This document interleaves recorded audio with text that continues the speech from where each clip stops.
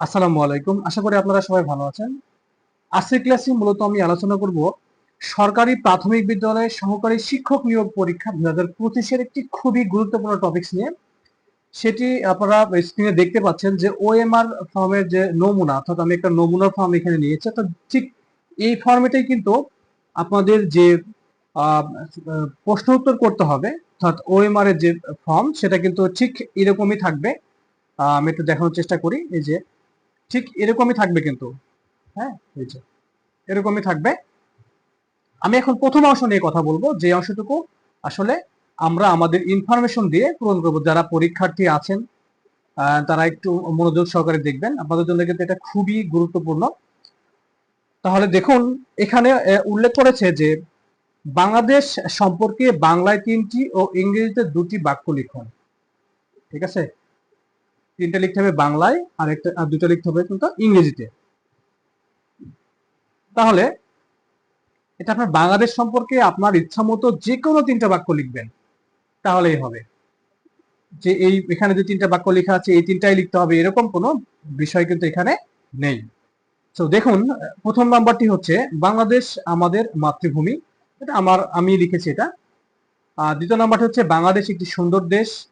3 নম্বরটি হচ্ছে ঢাকা বাংলাদেশের রাজধানী। এই যে এরকম 3টা সিম্পল বাক্য আপনারা আপনাদের মতো করে দিতে পারেন, সমস্যা নেই।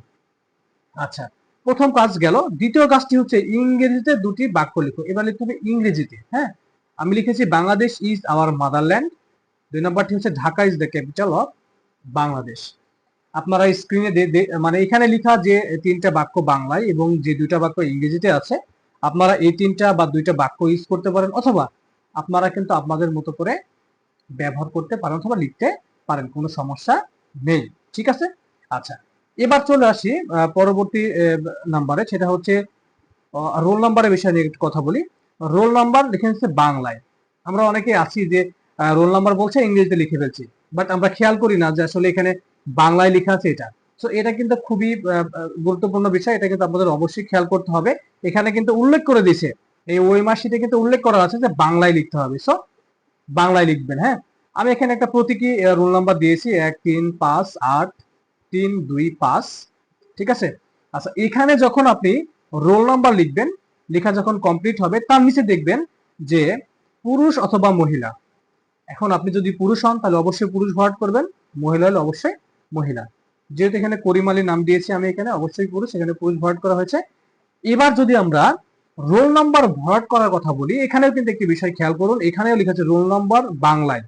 এখানেও কিন্তু আপনাকে রোল নাম্বারটি ঠিক বাংলাতেই লিখতে হবে। আচ্ছা, আমি ঠিক এই যে প্রতীকী রোল নাম্বার যেটা, সেটা কিন্তু আমি এখানে লিখেছি, যেহেতু ওইমার যখন আমরা পূরণ করি রোল নাম্বার রেজিস্ট্রেশন নাম্বার, তার উপরে কিন্তু এটা সংখ্যা বিশেষ ভাবে লিখতে হয়।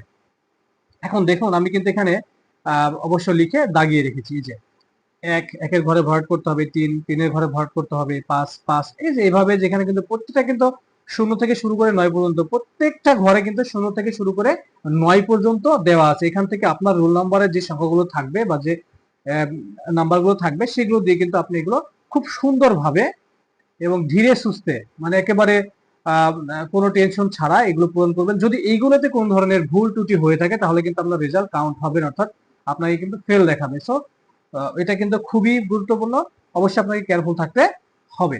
আচ্ছা, এবার চলে আসি আমরা এই পাশের অংশটিতে। দেখুন, এখানে লেখা আছে প্রার্থীর নাম, পিতার নাম, মাতার নাম। এখানে লিখছে প্রার্থীর নাম বাংলায় ইংরেজিতে, পিতার নামও ঠিক বাংলা ইংরেজিতে, মাতার নামও বাংলা এবং ইংরেজিতে। আচ্ছা, তাহলে আমরা লিখি যে মোহাম্মদ করিম আলী। আচ্ছা, ঠিক আছে, আমি বাংলায় লিখলাম এখানে। আচ্ছা, পরে দেখুন নিচে দেওয়া আছে ইংরেজি। এখন এখানে গিয়ে আপনাদের প্রশ্ন হবে যে আমি কি ক্যাপিটাল লেটার দিয়ে লিখবো নাকি ছোট হাতের লেটার দিয়ে লিখবো। আপনার ইচ্ছা, আপনি ছোট হাতের অক্ষর দিয়ে লিখতে পারেন অথবা ক্যাপিটাল লেটার দিয়েও লিখতে পারেন, কোনো সমস্যা নাই। ঠিক আছে। এই যে এমডি করিম আলী, আমি কিন্তু এখানে ক্যাপিটাল লেটার ইউজ করছি, যেখানে বড় হাতের দরকার সেখানে বড় হাতের, যেখানে ছোট হাতের দরকার সেখানে ছোট হাতের। নর্মালি আমি যেটা লিখছি সেটা এখানে কিন্তু পুরোটা ক্যাপিটালাইজ করা হয়নি। ওকে। আচ্ছা, পিতার নাম ঠিক বাংলায় সুলতান ইসলাম, এমডি সুলতান ইসলাম।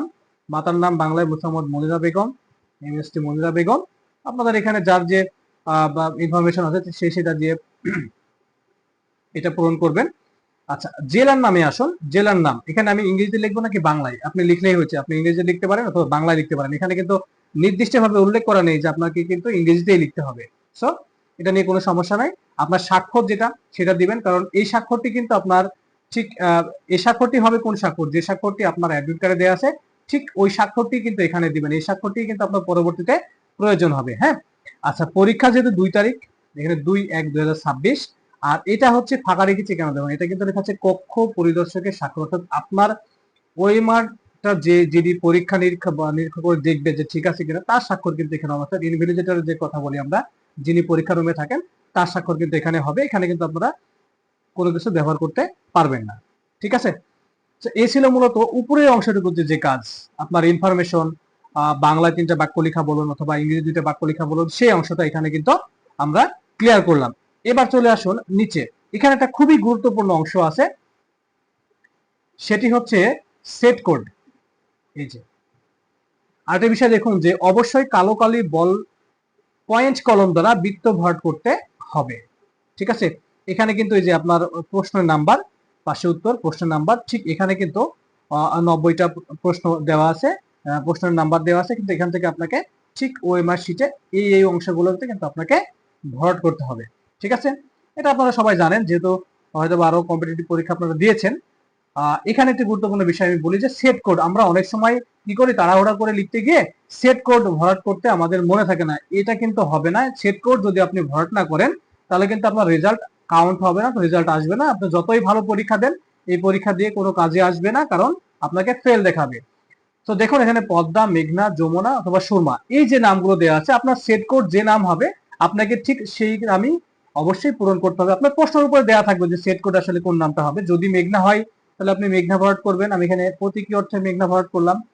যদি ওটা আপনার পদ্মা হয় তাহলে আপনি পদ্মা ভরাট করবেন, সুরমা হলে শোভা ভরাট করবেন। এই তো এই জিনিসগুলো আপনারা অবশ্যই মনে রাখবেন। আরেকটি বিষয় বলি যে সেট কোড কিন্তু আপনারা যখন প্রশ্ন পাবেন, পাওয়ার সঙ্গে সঙ্গে প্রশ্নটা পুরোটা না পড়ে আপনার প্রথম কাজ হবে উপরে যে সেট কোড থাকবে, পদ্মা, মেঘনা, যমুনা বা সুরমা, যেরকম সেট কোড ওখানে লেখা থাকবে সেটা কিন্তু আপনাকে প্রথমত ভরাট করতে হবে। এটা হচ্ছে আপনার ফার্স্ট কাজ প্রশ্ন পাওয়ার পরে। ঠিক আছে, তারপরে আপনি প্রশ্ন উত্তরগুলো দাগানোর কোনো সমস্যা নেই।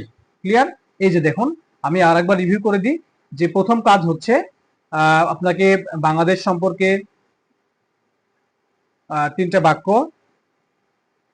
বা ইংরেজিতে বাংলা 3টা বাক্য, ইংরেজি 2টি বাক্য। যদি বাংলাদেশ সম্পর্কে হয় তাহলে বাংলাদেশ সম্পর্কে, যদি অন্য বিষয় সম্পর্কে তাহলে অন্য বিষয় সম্পর্কে আপনাকে লিখতে হবে। আচ্ছা, এই যে বিষয়, মূলত এটি হচ্ছে ওএমআর শিট পূরণের যে সঠিক ওয়ে, সেটি আশা করি আপনারা বুঝতে পারছেন। আসসালামু আলাইকুম রহমতুল্লাহ।